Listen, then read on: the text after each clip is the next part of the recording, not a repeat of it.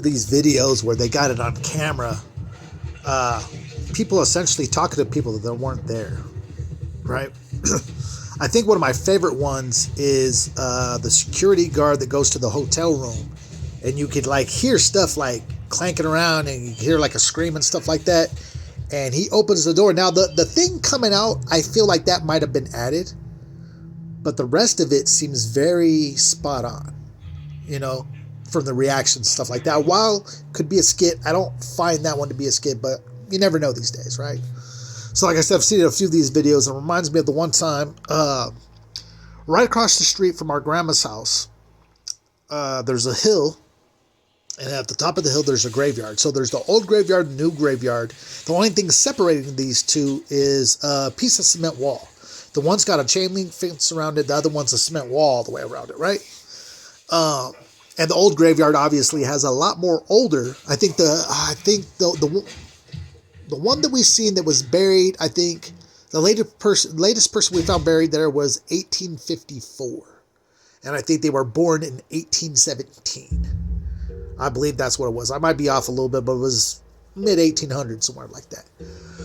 But I mean, that's the part 2 right there. So there's a park path that goes through there, and then you go down a little bit, and then that's the actual part with the merry-go-round, and there's like a little pool, the basketball court, the big toy, and all that good stuff. But right there is pretty much the path, and then there's, it's Washington. There's a lot of greenery, right? 52nd and Warner, if you don't know. So the one day, a bunch of us cousins are out there, and I'm sitting on the hill, right? And there used to be a tree swing out there. And so I'm sitting there, and this girl comes and sits next to me. And we start kind of chit-chatting, right? And we're talking for a little while, you know? At the one point, I think, this is probably a good time to go Mac Daddy, right? I've got some fruit stripe gum, right? If you know, you know, right? And I'm like, oh, I'll offer a piece of gum, right? So I go into my pocket, and being that I'm sitting down, I kind of have a little bit of trouble. So I look at my pocket, get the gum out, and as I turn to give it to her, she's gone. Right? And now, mind you, where I'm sitting, there was no real way, like, even because there's a house kind of right there. But, like, I feel like, number one, if she got up and booked it, I would hear that. Right? Number two, I don't think she'd be able to run fast enough to get to the house at all, especially silently. And I remember, like, looking at it, was like, and, like, kind of, like, looked around and was like, was I tripping? Was that whole thing in my head, So a little while later, my other cousin comes over and sits, and he's like, "Hey man, what happened to that girl you were talking to?"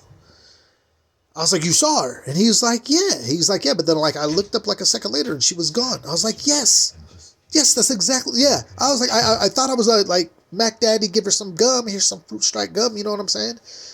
And when I turned, she was gone. And he was like, "Yeah." He said, "I felt like I looked down for a minute, looked back up, and she was gone." And I was thinking to myself, like, where did the girl go? But like for that brief moment, I was like, was I tripping?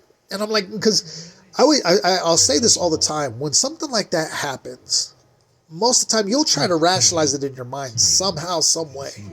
Like for me, it was like, did I just imagine that? Was I tripping? Like that happened, right? Like, And like I said, but I feel like rational people try to rationalize it in your mind some way, somehow. Like, well, maybe it was a breeze, or something stupid like that. But then when my cousin came and confirmed,